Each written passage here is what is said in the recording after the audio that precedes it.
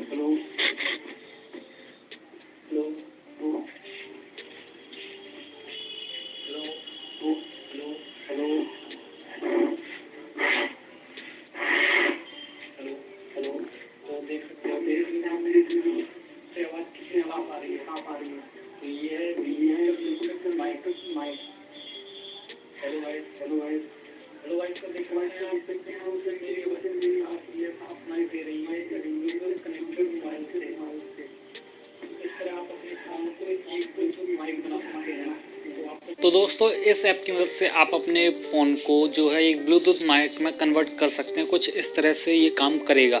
तो दोस्तों, अब चलिए अब मैं आपको बताता हूँ कि आप वायर वाला माइक कैसे बना सकते हैं अपने फ़ोन को।